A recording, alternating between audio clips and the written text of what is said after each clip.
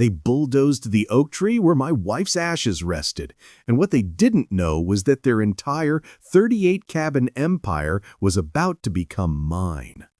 The 38 cabins they were building on my shoreline weren't just trespassing, they were sitting on a lie so big it could swallow them whole. Their president, Carol Finch, waved her fake permits like a queen with a scepter, smug, certain she had all the power. She didn't know I was about to uncover the one piece of paper that would prove I owned every inch of that land, every cabin, every foundation. Mornings used to be sacred. Coffee, my back porch, the sunrise over Mallory Lake turning the water gold. Quiet, except for the birds.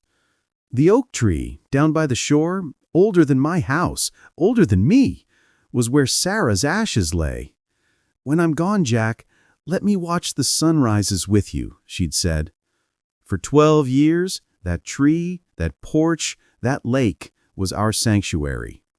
And then Carol Finch arrived, clipboard in hand, always pointing, always judging. One morning, the birds were drowned out by the beep-beep of a truck and the clank of metal. My coffee went cold.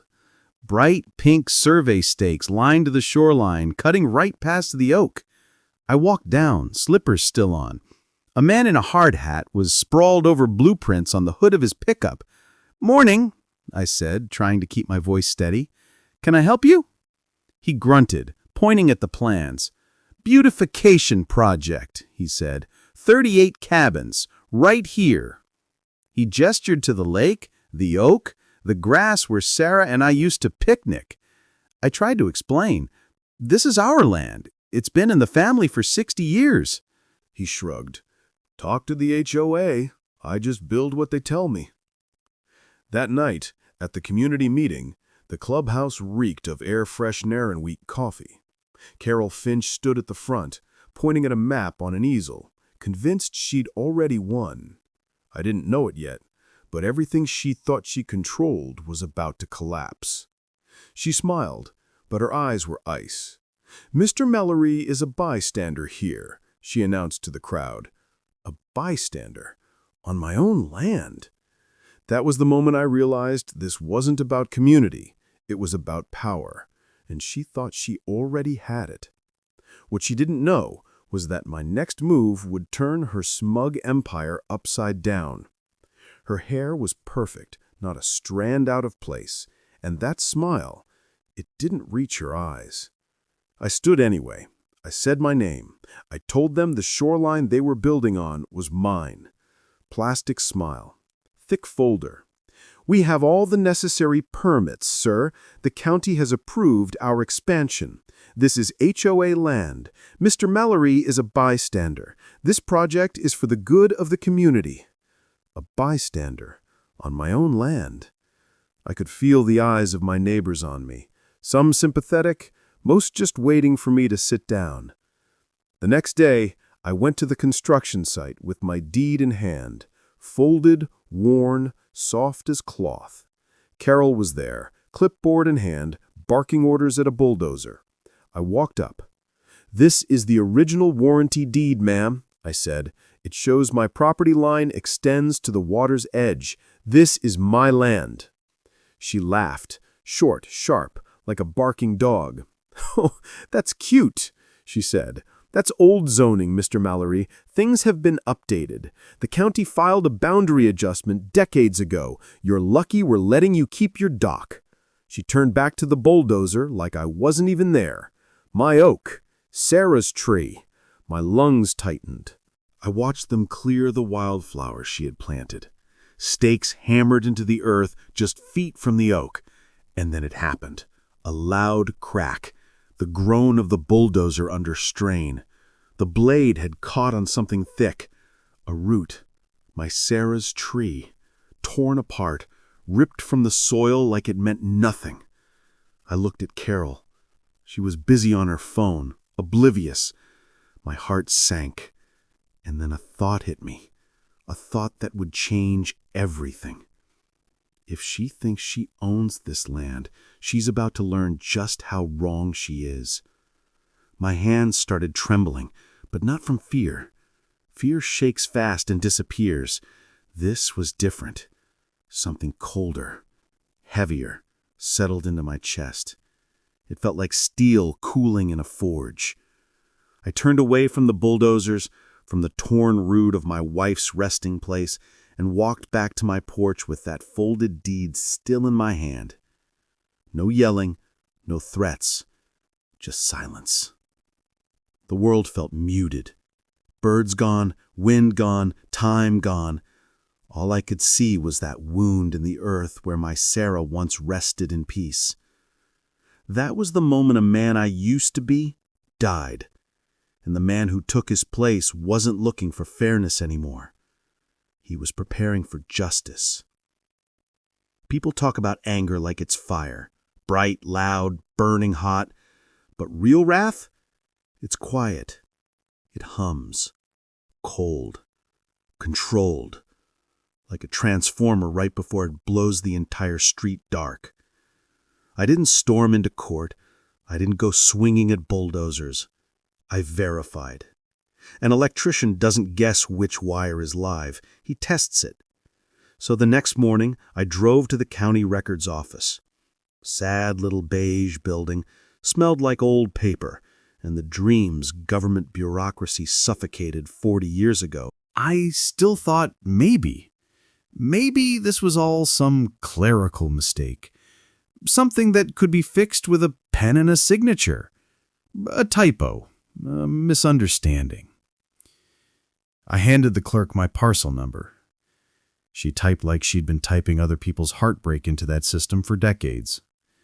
When she turned the monitor toward me, one manicured finger tapped a highlighted section. Boundary adjustment filed 1988. The shoreline was rezoned as communal access for lakeside meadows. According to this, the HOA's claim is, technically, valid. She said technically, but it hit like a judge banging a gavel. Technically. That word hurts more than no. It means someone played the game dirtier and earlier than you did. But something was wrong. I knew that lake. Every bend, every curve. Every place Sarah and I skipped stones. The map showed a straight line. Mallory Lake doesn't know how to be straight. It curves like a crescent moon. That's not right, I whispered. She shrugged. Computer says what it says, sir. Not her problem. My life, my memories, my wife's resting place, and she filed it away like a late cable bill. I walked out crushed. For the first time, I thought, maybe Carol was right. Maybe I was just an old man clinging to a sheet of paper the world had outgrown. But old men know tools, and a map is a tool. This one, it was wrong. And when a tool doesn't work, you don't accept it. You grab a better one. Luis Ortega, veteran, surveyor, sharp as a tack and twice as sturdy. I found him across town, lines and stakes in hand, drawing the world how it really exists, not how someone wished it did. I told him everything. He didn't blink, didn't laugh, didn't doubt me. Just asked one question. When do you want me to start, Jack? 2 days later, Luis was on my land with GPS satellites and lasers, the kind of tools that don't lie and don't care about HOA folders or smug little clipboards. While he worked, Carol was busy crowning herself queen. Signs popped up overnight. Private HOA property, no trespassing. Violators will be prosecuted. One sign stared at me through my kitchen window like a taunt, like she wanted me to break. Then the certified letter arrived. Lakeside Meadows HOA. $2,000 fine for interfering with an approved community project. They were charging me for trying to protect my own land. And you want to know the part that cuts deepest? My neighbors, the ones I shared holiday dinners with, fixed wiring for, lent tools to, they started looking away. Bill Hanley, 30 years of porch beers and fishing stories, suddenly couldn't meet my eyes. A half wave, then he scurried inside like I carried the plague. They didn't just take my land. They were trying to take my place, erase me while I was still standing there. But erasing a man like me, that takes more than signs and letters. It takes a grave, and I wasn't planning on occupying one anytime soon. Because they built cabins, Luis was building something bigger. Proof. And once proof exists, power shifts quietly, permanently. And the HOA had no idea a reckoning was already humming beneath their feet. Some people crossed the street just to avoid walking past my house. Others whispered their support when they thought no one was looking. Most were silent, scared. Carol had made an example of me. The message was clear: step out of line and you'll be next. I felt like an island. Then Luis called. "You're not going to believe this, Jack," he said. "The county's map? It's based on a survey from the 70s. The GPS markers line up exactly with your deed. That boundary adjustment the HOA filed in '88? Wrong coordinates. They don't touch your lakefront. They're along the main road, not the water." I sank into my chair. They'd either bungled the filing or banked on no one ever checking. Either way, it didn't matter, because with their towering signs and a $2,000 fine hanging over me, my word alone meant nothing. Feeling lower than a snake's belly in a wagon rut, I climbed to the attic. Hot, dusty, cramped, the kind of space where forgotten ghosts go to die. And there, in a shadowed corner under a faded canvas tarp, I spotted a heavy-duty file box. Mallory Estate Transfer, 1993. My father's perfect block lettering. I lifted it down, dust puffing into the stale air, and popped the lid. Inside, beneath old insurance forms and probate papers, was a thick, pristine folder. The original warranty deed, not the folded, worn copy I'd been carrying like a talisman.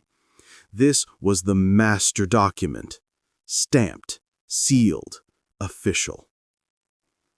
I opened it slowly. Every word sank in. My parcel extended to the water's edge.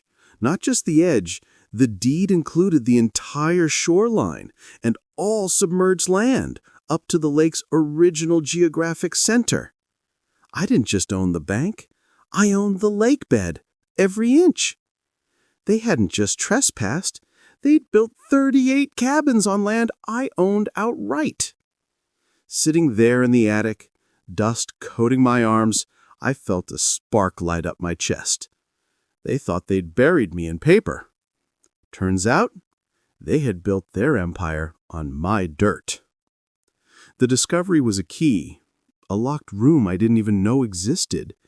But instinct told me, don't rush. An electrician doesn't flip the main breaker without checking the circuits first. One wrong move and the whole system blows. So I stayed quiet.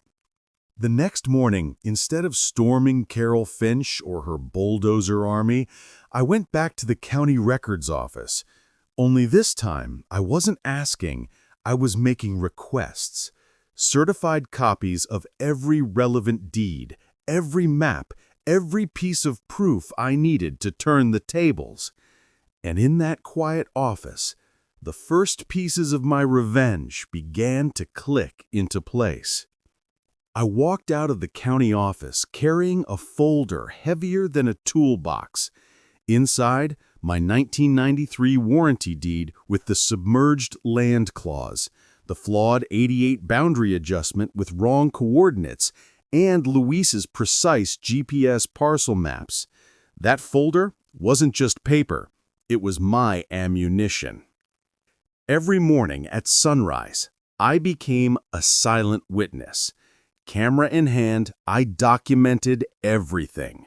Concrete foundations sinking into my lake bed, framing rising like little wooden fortresses, lumber and shingles being delivered, every detail timestamped, every inch recorded. Memory cards filled fast. Luis returned with his drone. On a quiet Sunday, it soared above the lake, capturing high-resolution aerial shots. 38 cabins, neatly arranged, all inside the lines he had mapped. Industrial-scale trespassing laid bare from the sky. Meanwhile, Carol thought she'd won. Letters arrived. The $2,000 fine, now late. New threats from a law firm. Stay off the site or face legal action. They were trying to sue me for trespassing on my own property. I filed the envelopes neatly in my folder behind the other evidence. One afternoon, Carol's self-styled security guard rolled up on his golf cart, puffing up like a discount sheriff. "You're in violation of a legal notice, Mr. Mallory. Final warning." I didn't flinch. I held up my phone.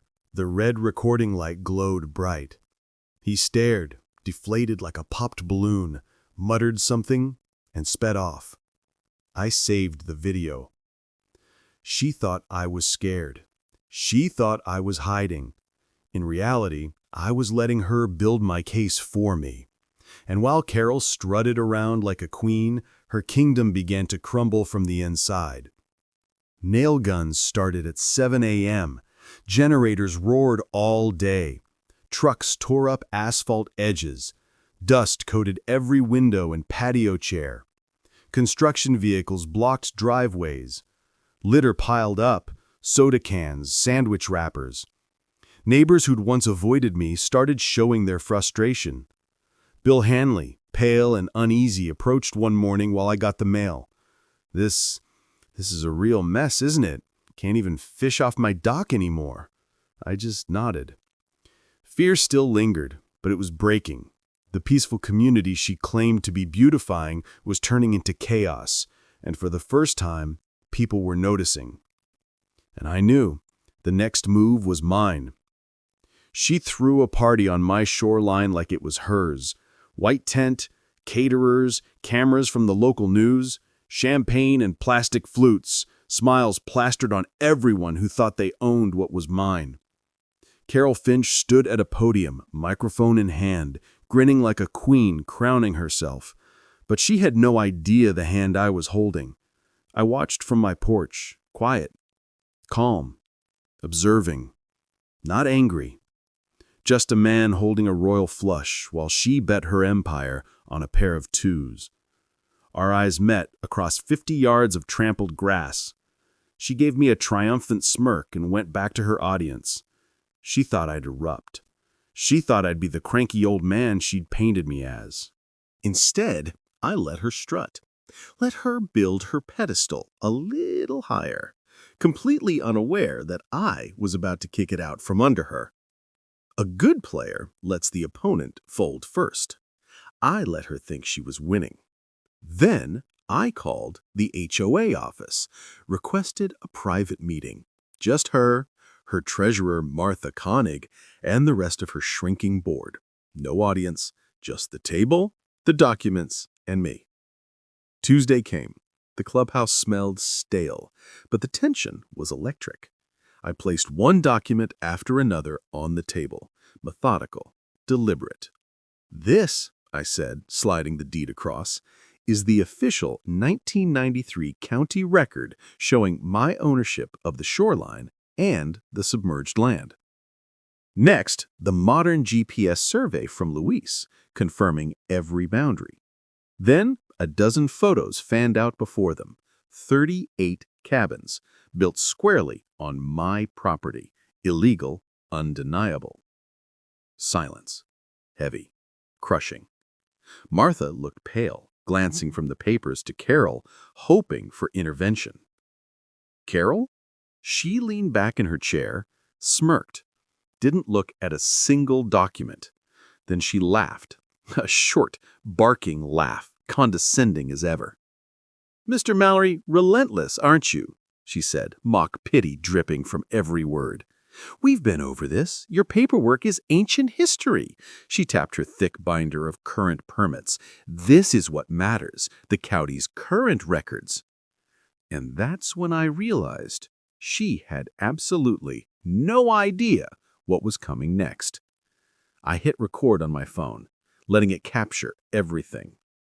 "Your records are based on a clerical error from 1988, I said, calm, measured. "My survey proves it." Her smile vanished like ice in a fire. Contempt hardened her face. She slammed her knuckles on the table. "Let me be very clear," she hissed. "This board does not recognize your claim. We have the permits, we have the county's blessing, and we have the cabins. If you think you own this land, go prove it in court." Go prove it in court. The words hit me like a sledgehammer. She knew I was a retired electrician, scraping by on a fixed income.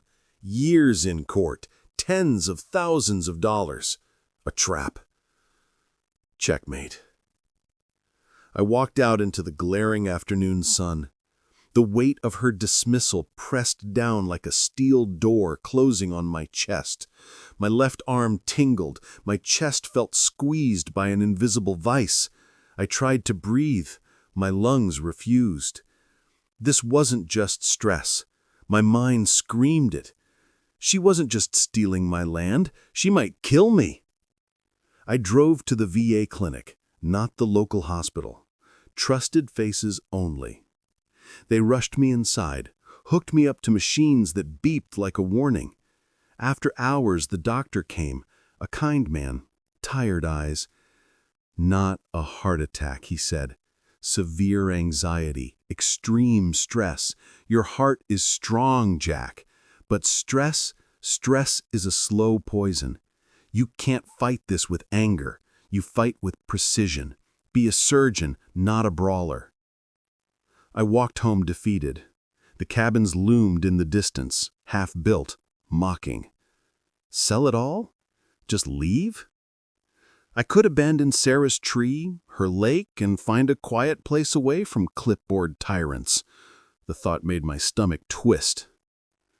That evening, Lewis stopped by. He saw the haunted look on my face. "What'd she say, Jack?" he asked. I told him everything. The meeting, the court threat, the VA visit.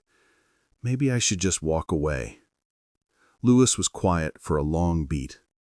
Then he looked at the oak tree, then back at me. His voice was steady, firm. "Jack, they're not just building on your land. They tore up your wife's lake, her resting place." And that's when it hit me. The fight wasn't just about property anymore. This was personal. "That's not just land. You can't sell that." Luis's words hit me harder than a punch to the chest. He was right. Selling wasn't escape. It was surrender. It meant letting her win, letting Carol desecrate Sarah's memory for profit. The doctor's advice came back to me. Fight with precision, not anger. Anger was messy, loud, expensive. But precision won wars quietly. And then it hit me. I wasn't suing her. I wasn't challenging a contract. I was stating a fact. I owned the land. I didn't need a courtroom. I needed the county to say it aloud. The next morning, I didn't call a lawyer.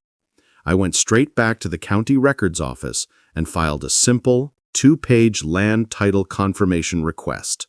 Not an attack, just a question. Review the deeds, confirm the legal property lines. I attached the certified 1993 deed and Luis's GPS survey. When word got back to the HOA, they laughed. One board member told Bill Hanley it was a joke, a desperate move that would disappear in paperwork for months, maybe years. Carol and her cronies thought they'd already won. They didn't know one thing. The county clerk, the one whose desk my request would land on, was my late wife Sarah's cousin, Eleanor. She had a soft spot for the bullied and an iron backbone for anyone who thought they could cheat. For 3 weeks, the construction roared on. Hammers, nail guns, concrete mixers, closer and closer to Sarah's oak tree.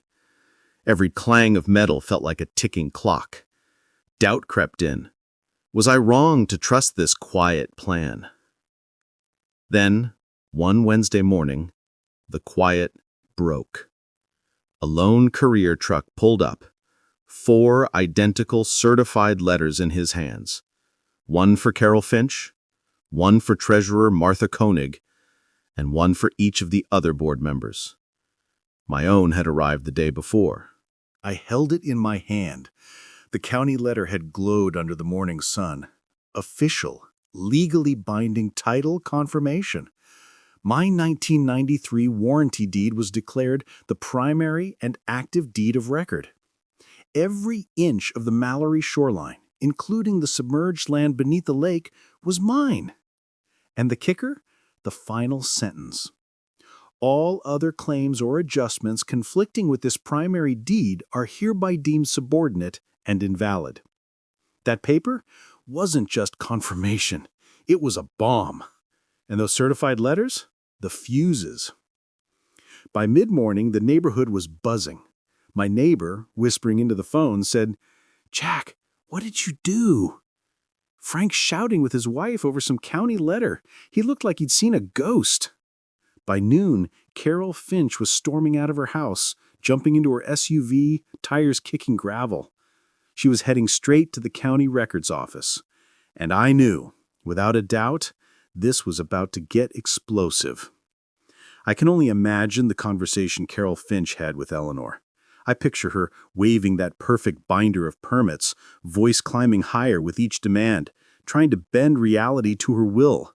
But Eleanor didn't flinch. She pointed to the deed, to the GPS map, to the law itself. There's no arguing with a recorded fact. Carol returned an hour later, driving far slower than usual, her perfect composure shattered. The Queen's armor had a crack for the first time. She tried to spin it, of course, an emergency email to all Lakeside Meadows residents claiming a minor clerical error at the county office, a temporary misunderstanding. Her lawyers were aggressively resolving it. But the panic had already started. People had paid thousands in lake access fees. If the HOA didn't own the lake, where had that money gone? That was my opening. Precision, not anger. I didn't shout, I didn't gloat, I acted. In the last week, I'd quietly set up Mallory Holdings LLC. It sounded solid, official, unshakable. That afternoon, Luis and I went to a print shop. Large, professional-looking signs. Then we went to work. The first sign went up right next to the HOA's private property warning at the main entrance. Bigger, bolder. It read, "This shoreline and all structures thereon are the private property of Mallory Holdings, LLC. All unauthorized persons are trespassing." Another at the gravel road leading to the cabins, and on every single cabin, finished or not, a bright red trespass notice slapped on the front door. Letters followed. Every board member, the HOA management company, registered mail. The invoice was clear. Unauthorized occupation of private property retroactive to the start of construction. The bill? Already 6 figures. The neighborhood didn't just buzz anymore. It exploded. My phone rang off the hook. Neighbors who had avoided me for months suddenly wanted answers. Bill Handley showed up on my porch, hat in hand, eyes down. "I should have backed you from the start, Jack. We all should have. She's a bully." I just told him, "It's not over yet, Bill." The final blow came late that afternoon. Sheriff Tom Leland called. A good man, VFW brother. "Jack," he said, voice calm, but firm. I've got your title confirmation here. And I've got a very frantic Carol Finch screaming on the other line. I've read the paperwork. It looks pretty clear-cut. He paused. I'm calling Miss Finch back to give her a courtesy advisory. She and her contractors may be operating on private property without permission, and any further work is at their own legal and financial risk. I'll advise them to vacate the property until this is resolved in civil court. I let that sink in. Carol Finch, the queen of Lakeside Meadows, had just been told her empire was illegal from the ground up. And the next move? That was hers. I could hear it in Sheriff Leland's voice, the quiet satisfaction of the system working as it should. This wasn't just a win. This was truth grinding arrogance to dust. The queen had been checked. Now it was time to topple the throne.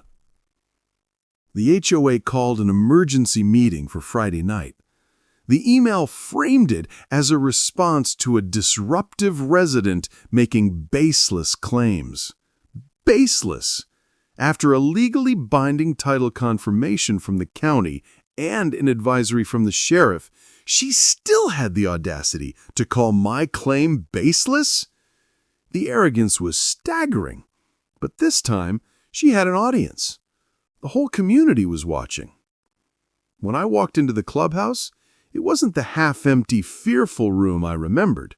It was packed, standing along the walls, eyes fixed on the front table where Carol and her board sat. Bill Handley gave me a firm nod. Even a young woman from the local news was there, live streaming. Fear had curdled into anger, and it was aimed squarely at the queen.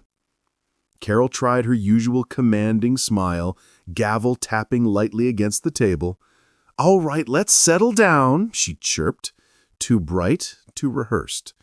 "I know there's been misinformation circulating, but your board has this completely under control." She launched her spiel, belittling me, the county clerk, even the idea that her empire could be flawed. "He's bluffing," she said, eyes cold and lifeless, drilling into me. "No court in this state will ever honor that dusty old piece of paper he's waving around." The room shifted, whispers, shuffling feet. This wasn't a meeting, it was a powder keg, and she was striking the fuse with a hammer. When her rant ended, a heavy, expectant silence fell. Every eye turned to me. I stood, manila folder in hand, walking slowly to the front. I said nothing. I let the silence stretch, long and unbroken. Then I slid a single document across the table, stopping right in front of her. "You said no court would honor it," I said quietly, every word cutting through the still room. "But one already has." It wasn't the deed itself. It was the county's official, legally binding title confirmation, embossed and signed. For those in the back, I nodded to Lewis. He hit a button, and the document flashed on the projector behind Carol. Perfectly clear, official, undeniable. A collective gasp swept through the room. The words hovered above her perfectly styled hair, subordinate and invalid. Carol Finch froze. Mouth open, eyes wide, but no sound came. For the first time, the queen had nothing left to say. Her entire empire of lies, built on fake permits, forged paperwork, and fear, collapsed in an instant under the weight of a single, verified fact. Then the room turned. It was like a dam breaking. A man in the back stood up, his voice shaking with rage. "I paid a $3,000 lake access fee. Was that just theft, Carol?" A woman near the front jumped to her feet. What about our property values? You built an illegal hotel next to our homes. Questions came like bullets, faster and louder each time. Fraud, refunds, resignations. The treasurer, Martha Coig, shrank into her chair, muttering to herself. She had seen this coming. Carol, cornered and exposed, did the only thing a bully knows how to do. She attacked. "This is his fault," she shrieked, pointing a trembling finger at me. "He's trying to destroy the community. It's just a clerical error." But nobody was listening anymore. A retired police officer I knew, a big man named Henderson, stood up, calm, measured.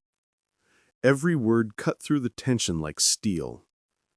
"Carol," he said, and the room went silent, hanging on every syllable. "You didn't just make a clerical error. You forged permit applications using a fraudulent deed. You took our money under false pretenses.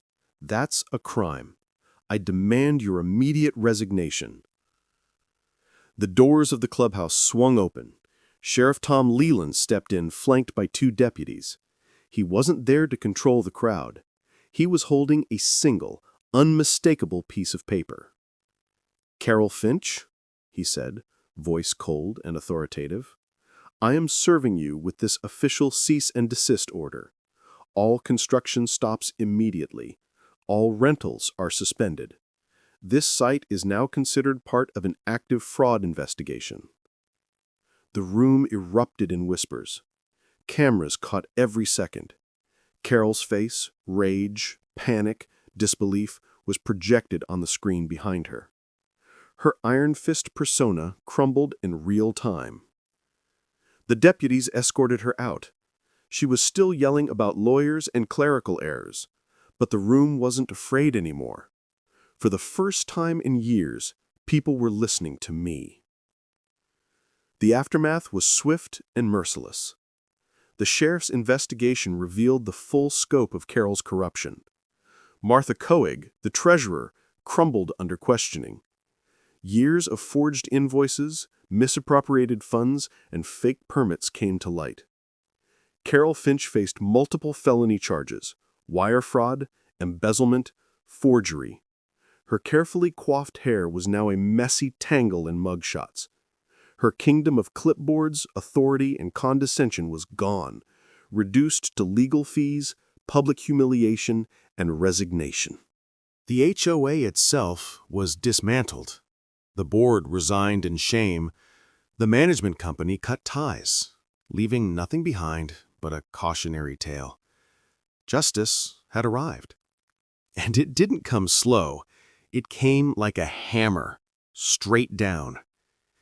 They had built an empire, and it vanished overnight. Now I was left with the spoils of a war I never wanted to fight. 38 cabins, scattered across the shoreline, half finished, half forgotten, all sitting squarely on my land. My land. Legally secured under Mallory Holdings, LLC. Every nail, every 2x4, every inch of that ground belonged to me. The contractors, honest men and women tricked by the fraudulent HOA, leaned against the structures, waiting for payment. My first instinct was simple: settle the liens, tear the cabins down, sell the lumber for scrap. Just erase the ugly chapter, reclaim my shoreline, and move on. For a few days, that was the plan. I wandered through the quiet, half-built cabins, each one a monument to greed, a reminder of how far someone could push when no one stood up. But then I stepped onto the porch of Cabin Hashan, the one closest to the old oak tree, and looked out over the lake. The morning sun kissed the water, painting it in 1,000 sparkling golds, and the world felt impossibly still. And I remembered Sarah. Her voice, soft but firm: "This lake, Jack, it's a healing place. I wish we could share it with people who really need it. She had always had a heart for veterans, for those carrying invisible wounds no one could see. And in that moment, I realized this wasn't about erasing the past. It was about building something that mattered. I didn't tear the cabins down. I finished them. I used my savings to pay the contractors in full. Some stayed on to help. Honest hands in a labor of redemption. Louise helped me draw up new plans. Simple, quiet, welcoming. Wheelchair ramps, wider doorways, cabins designed for comfort, not luxury. Word spread quietly at first, then louder. Saturdays became a gathering of veterans, men I hadn't seen in years. Electricians, plumbers, carpenters. No pay asked, just a shared mission. We weren't building cabins anymore. We were reclaiming a place, a piece of peace stolen from grief and greed. The neighbors began returning too. Those who once crossed the street to avoid me now brought coffee, donuts, smiles.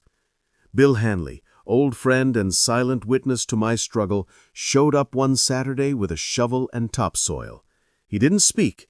He went straight to the old oak tree, gently repairing the scarred earth where the bulldozer had torn it apart. His apology was quiet, unspoken, yet it said more than words ever could. The fear Carol Finch had sown was gone, replaced by solidarity, by community. We weren't an HOA with rules and fines anymore. We were neighbors, fixing what had been broken. Months later, the work was complete. We named it Sarah's Landing.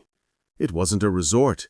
It was a sanctuary, a place for veterans and their families to come for a week free of charge to find a bit of the peace that Sarah and I had always cherished. My LLC became a non-profit foundation, ensuring the legacy endured. The neighbors who once feared fines now volunteered, proud to care for the cabins, the shoreline, the lake itself.